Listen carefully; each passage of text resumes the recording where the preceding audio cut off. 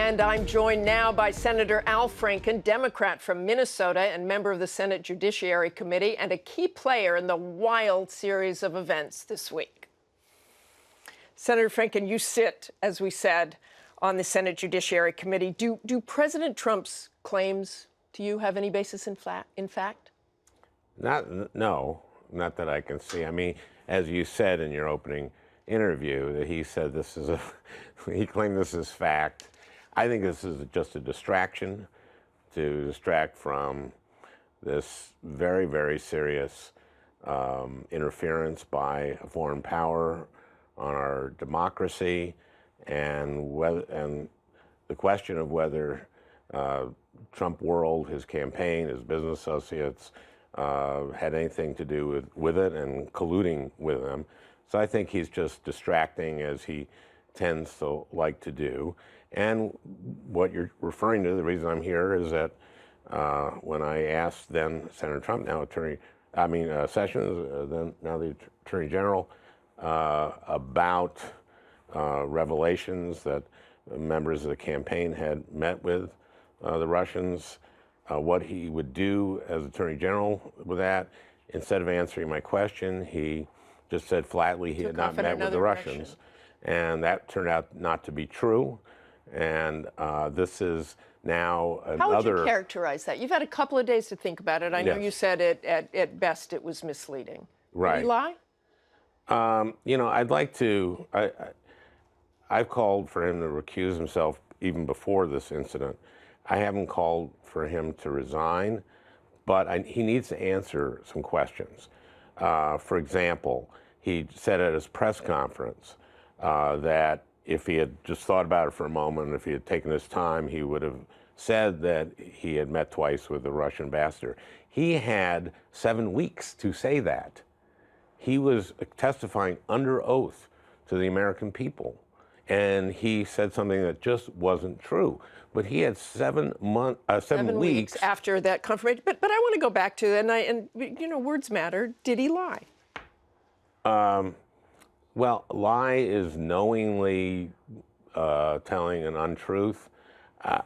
I would like to give him some benefit of that. He needs to come back before the committee and explain this. It doesn't make any sense. You said Mike Flynn lied. You said Mike Flynn lied or either forgot. What's the difference there between Mike Flynn and... He lied to the vice president. I mean, he did. That's why he had to resign. Okay. Understood, but in that confirmation hearing, Jeff Sessions didn't. As I said, at the very, very least, it was very, very, very misleading. It's very serious, because if he lied knowingly, then he committed perjury, so I don't want to go there and definitively say that we should be prosecuting the Attorney General. But I think the Attorney General owes it to the Judiciary Committee to come back and explain himself. And if he doesn't, and if I wrote him a letter on Thursday asking for a reply by the end of business day on Friday. He has not responded to that. But I think he said maybe next week, right? I didn't hear that, but look, he in his press conference, he quoted his conversation with the ambassador. So it wasn't like... anything wrong with meeting with the ambassador? There could be. But why offer that you didn't meet with him unless there is something wrong?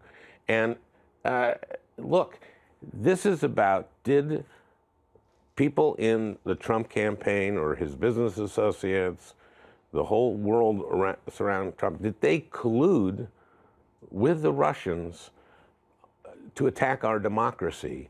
That is an enormous issue. That's something we need to get to the bottom of. We need a special prosecutor. You absolutely agree that they need an independent special prosecutor. You heard Michael Mukasey say there's nothing to prosecute. Well, you need an independent investigation, and you have a prosecutor do that investigation. That's what an independent prosecutor does, leads the investigation.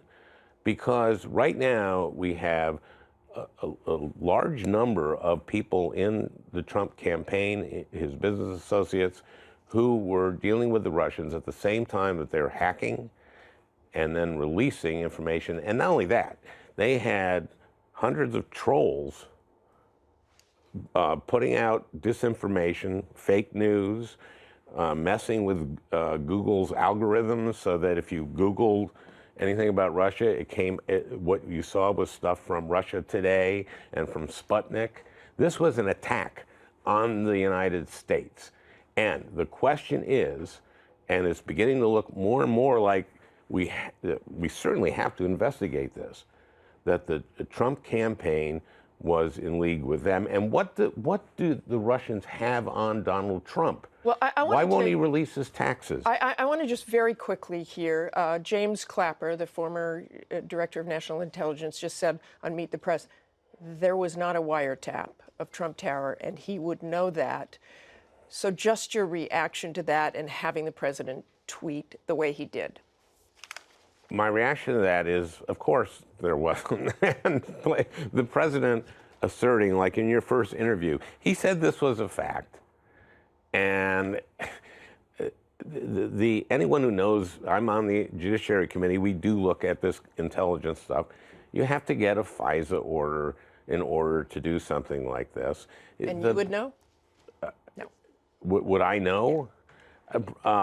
Probably I wouldn't know for sure whether or not they got a thing on a server or applied for something on a server. But the President of the United States did not tap Donald Trump's phone. I mean, that's just ridiculous, and it's a distraction. And here's what I want to get to. His own son, Donald Trump's son, has said in 2008 that Russia did an inordinate amount of business with them. And we don't know what they have over him. We don't know what the Russians have on Donald Trump. And we need we need to see, if anything, we need to see his tax returns. He said that he couldn't release his tax returns because he was under audit. First of all, you can release your tax returns if you're under audit. But he won't even release a letter from the IRS saying, I'm under audit, you're under audit.